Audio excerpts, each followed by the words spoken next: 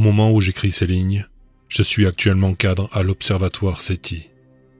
Et j'invite les lecteurs de ce message à le partager publiquement, car cette alerte concerne l'avenir de l'humanité, de notre planète et de toute l'exploration spatiale.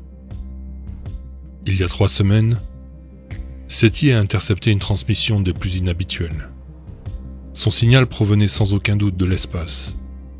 Ce qui est inhabituel, c'est qu'il n'était vraiment pas loin de l'exosphère terrestre. Après avoir été décrypté, le résultat était un texte écrit en anglais, dont vous êtes sur le point de lire le contenu. Il m'a troublé, ainsi que toutes les personnes qui y ont eu accès. Après que l'équipe qui l'a transcrit l'a porté à l'attention de ses supérieurs, des semaines de discussions sur sa nature ont suivi. Finalement, les hauts responsables de l'observatoire ont ordonné que le message ne soit pas divulgué, que ces dossiers soient scellés et qu'il soit officiellement considéré comme un canular intelligent. Le raisonnement était le suivant. Le signal visait directement l'un de nos récepteurs et son contenu était un texte anglais simple, de nature non extraterrestre, qui n'était donc pas notre objet d'étude. Beaucoup de mes collègues n'étaient pas d'accord avec cette décision. Aussi astucieux que l'on puisse être, je n'ai jamais rencontré quelqu'un qui avait les moyens de transmettre un canular d'aussi loin. Le signal provient clairement de l'espace, et bien que proche de la Terre, il est définitivement issu de l'espace vide. Il n'y a aucun objet en vue à cet endroit, et le fait qu'il ait été dirigé vers notre récepteur à ce moment précis montre clairement que celui qui a initié cette communication savait ce qu'il faisait et voulait que nous recevions ce message. Je vais à présent vous lire une transcription complète du texte reçu.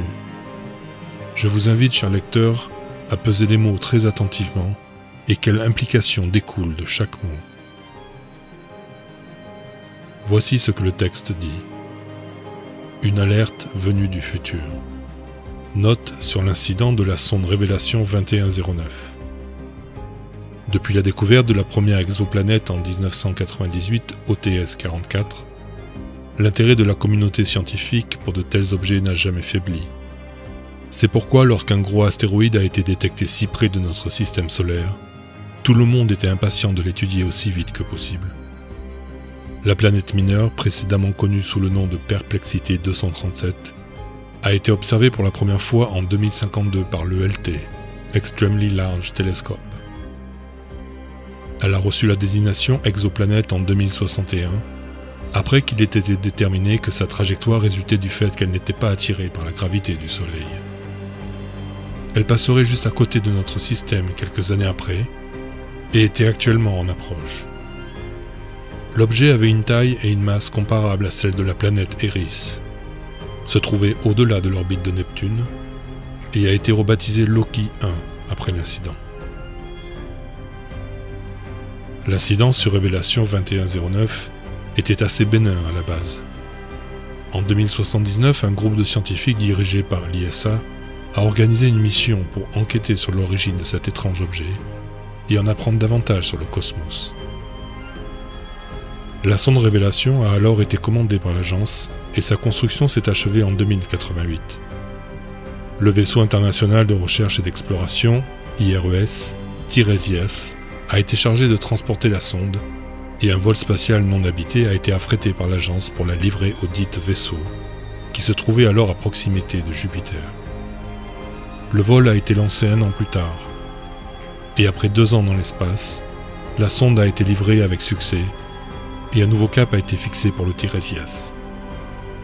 Il s'agissait de la mission spatiale la plus longue à ce jour, prenant 18 ans pour atteindre la planète Perplexité, avec des arrêts prévus en cours de route pour étudier d'autres objets du système solaire, jusqu'à ce qu'elle intercepte l'astéroïde dans sa trajectoire d'approche au-delà de Neptune. Le vaisseau spatial TIRESIAS avait 4 ans lorsqu'il a reçu la sonde à l'International Space Facility d'Europa Moon. Il transportait un équipage de 5 personnes, dirigé par le capitaine John Herbert Moses, un astronaute expérimenté. Entre les escales prévues, l'équipage devait rester en sommeil d'hibernation, ce qui ralentissait les fonctions corporelles. Le vaisseau a atteint l'astéroïde le 15 août 2109, et l'équipage était prêt à commencer les préparatifs pour entrer dans l'orbite de l'astéroïde. Enfin, le 17 août, la sonde était prête à être déployée. Le véhicule devait transporter une chercheuse, Jacqueline Meredith, docteur en géologie planétaire. Révélation est entré en contact avec la surface de perplexité 237 à 9h15 ce jour-là. L'explosion s'est produite immédiatement. L'équipage du Tiresias a décrit un flash de lumière blanche aveuglante, et l'énergie de l'explosion a tué instantanément 2 membres de l'équipage. Le docteur Adriana Dubois et le docteur Federico Lombardo, docteur en chimie spatiale, ont tous deux été écrasés par le plancher même du vaisseau. Les 2 membres d'équipage restants, le capitaine Moses et le lieutenant Li Jitang, ont subi de nombreuses blessures, contusions, lacérations et fractures multiples. Même s'ils étaient assis dans le cockpit du navire, l'accélération a exercé une force suffisamment importante sur leur corps. Le premier contact du Tiresias avec le commandement de la mission après l'explosion n'a eu lieu qu'à 13h39. Le lieutenant Tang, le premier à se réveiller, a signalé que le capitaine Moses avait perdu connaissance, que le vaisseau tournait de façon incontrôlée et que les instruments de mesure étaient non effectifs. Les efforts pour stabiliser la rotation du navire le long de tous les axes s'avéraient trop importants pour les moteurs auxiliaires et l'étendue des dommages subis par le navire était inconnue. Le capitaine Moses a repris ses esprits 2 heures plus tard et les 2 hommes ne parvenaient toujours pas à maîtriser le vaisseau. Les colonies spatiales autour du système solaire ont vu le moment de l'explosion. Un flash lumineux a été constaté, assez pour être visible de la Terre à l'œil nu, comme une étoile dans le ciel nocturne. Partout les télescopes se sont fixés sur le point d'origine et n'ont pu détecter ni le vaisseau ni l'astéroïde. La tour de contrôle n'a pu déterminer la position du Tiresias que 46 heures après l'explosion. Il était à des dizaines de milliers de kilomètres du point d'origine et se déplaçait à des centaines de kilomètres par seconde. Les télescopes du système solaire ont cherché en vain l'astéroïde manquant. Les scientifiques qui dirigeaient la mission étaient sans réponse face à ces événements. Même une explosion du réacteur de révélation n'aurait pas pu provoquer une explosion de cette ampleur. Le monde entier a eu vent de la nouvelle, et partout dans le système solaire, les esprits ont cherché la réponse.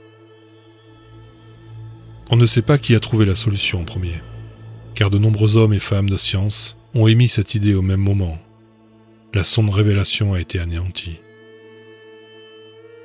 Perplexité 237 était entièrement composée d'antimatière.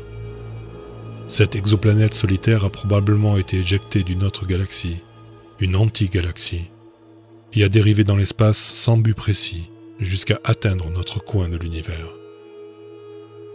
Il n'y a aucune raison pour que l'antimatière ait un aspect ou un comportement différent de la matière à l'échelle macroscopique. Cette antiplanète et l'incident ont prouvé que probablement la moitié des corps célestes dans le ciel sont faits d'antimatière. Des galaxies entièrement composées de cette matière existent, et il est absolument impossible de les distinguer. Ce piège mortel est entré clandestinement dans notre système solaire et a été déclenché par l'action humaine. La communauté scientifique a décidé de reclasser immédiatement cette antiplanète et l'a rebaptisée Loki 1, du nom du dieu nordique, de la tromperie et de la ruse. Le drame de Tiresias s'est poursuivi lorsque le navire est devenu incontrôlable. Le mouvement rotatif ne s'est arrêté qu'après 9 jours d'efforts constants des 2 survivants. Les moteurs auxiliaires ont été utilisés jusqu'au point de rupture. Une fois stabilisés, les membres de l'équipage ont découvert leur horrible situation. Le Tiresias s'éloignait toujours du système solaire, à une vitesse incroyable, et ils avaient dépassé la vitesse orbitale. Même avec les moteurs du vaisseau intacts et à pleine puissance, ils ne rentreraient jamais chez eux. L'étendue des dégâts subis par le vaisseau n'a jamais été rendue publique, mais la tour de contrôle a décidé que même dans ces conditions désastreuses, l'équipage devait orienter le vaisseau vers la Terre, laisser les moteurs à la puissance maximale et se mettre en sommeil d'hibernation. Leur seul espoir d'être sauvés serait qu'après un certain nombre d'années, la technologie atteigne un niveau suffisant pour qu'un vaisseau spatial puisse les rattraper. C'est avec ce mince espoir que ces 2 hommes courageux se sont endormis. 3 ans plus tard, tout contact avec le navire de recherche Tiresias était perdu. Il était désormais trop éloigné pour que quiconque puisse l'entendre. Les habitants de la Terre et des colonies humaines du système solaire restent préoccupés par l'endroit où se trouvait l'antiplanète et par ce qu'elle pouvait frapper. 2 ans après l'incident, une équipe de l'observatoire spatial Tyson l'a repérée. Mais elle allait trop vite pour que le télescope puisse la suivre. Un énorme effort concerté des observatoires à travers le système a été fait pour garder un œil sur les allées et venues de Loki 1 et déterminer sa trajectoire. Il a été découvert avec un soupir de soulagement qu'elle ne frapperait pas la Terre. Pour la plupart des habitants de la Terre, c'était la fin de l'histoire, mais pour les scientifiques comme moi, une bombe à retardement de la taille d'une planète dans notre système solaire était toujours une alerte de la plus haute importance. Il a fallu 6 ans d'observation et de calcul pour que la communauté scientifique soit suffisamment sûre du résultat. Loki 1 allait frapper Jupiter en l'an 2118. Le puits de gravité de l'énorme planète capturerait l'astéroïde et le projetterait contre elle. Il serait impossible de prévoir les conséquences, mais la géante gazeuse perdrait un peu de sa masse par annihilation. Une quantité bien plus importante serait injectée par l'explosion, et rien ne permet de dire ce que tout cela, plus la force de l'impact et l'énergie de l'annihilation, pourrait faire aux orbites des 69 lunes de Jupiter, et comment tout cela affecterait tout ce qui l'entoure. La complexité de la situation est insurmontable. Des missions visant à lancer des vaisseaux spatiaux ou des météorites sur Loki 1 ont été envisagées, mais l'antiplanète va trop vite pour être interceptée par nos vaisseaux spatiaux actuels, avec un point d'impact suffisamment sûr qui ne menacerait pas la Terre, Mars ou d'autres corps célestes susceptibles de modifier les orbites autour du système. L'équilibre délicat de l'écosystème de la Terre peut être affecté par quelque chose d'aussi infime que l'inversion magnétique des pôles. Les conséquences d'un événement qui affecte les orbites des planètes autour du système sont imprévisibles. Nous ne connaissons pas notre destin à l'heure actuelle. Il est en suspens, et il n'y a rien d'autre à faire que d'attendre. Moi aussi j'attends, mais j'ai aussi décidé, sur un mince espoir, de laisser ce message aux humains 100 ans dans le passé. J'ai fait des recherches sur le voyage dans le temps toute ma vie, et bien qu'il ne soit pas encore possible d'envoyer de la matière, je peux envoyer des signaux. Il faut d'énormes quantités d'énergie pour envoyer un signal quelques jours dans le passé. Mais la quantité de données envoyées est suffisante pour un texte. Je continuerai à envoyer des versions de ce texte aussi longtemps et aussi loin dans le temps que possible, vers des endroits ou des personnes qui pourraient tenir compte de mon avertissement. J'espère qu'un nombre suffisant de personnes pourront avoir accès à ce document. Tout ce qui est nécessaire pour éviter des catastrophes comme celle-ci est un petit changement dans les protocoles de mission spatiale. Envoyer de petits objets à la surface de tout nouveau corps céleste à explorer. Une petite explosion d'annihilation matière-antimatière serait suffisante pour être vue de loin, mais ne perturberait pas l'équilibre délicat de notre système solaire. Je ne sais pas comment cela affecterait les coûts des missions spatiales du passé, mais cela semble un petit prix à payer comparé à la souffrance des humains partout dans le monde. À l'heure actuelle, nos colonies ne sont pas suffisamment autonomes pour assurer un avenir aux humains vivant hors de la planète en cas d'effondrement de l'écosystème terrestre. L'humanité entière est en danger à cause de notre erreur, à cause de notre empressement à céder aux caprices de la curiosité.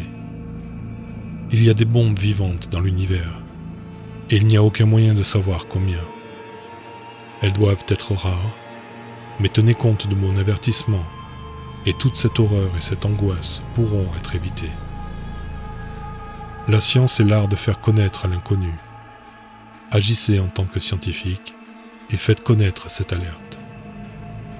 3 septembre 2118, Alexa Coldwell, docteur en physique transdimensionnelle. Fin de la transcription. Le dossier de cette affaire est actuellement scellé. Je ne vais pas révéler mes références complètes car cela pourrait compromettre ma carrière, mais j'ai choisi d'agir en tant que scientifique et de suivre l'avertissement d'Alexa du mieux que je pouvais. Je publie cette copie de la transcription et je fais savoir au monde qu'il existe une nouvelle menace invisible pour l'humanité. S'il vous plaît, faites-le savoir à autant de personnes que possible, afin que nous puissions mettre en œuvre les actions que le docteur Alexa a préconisées.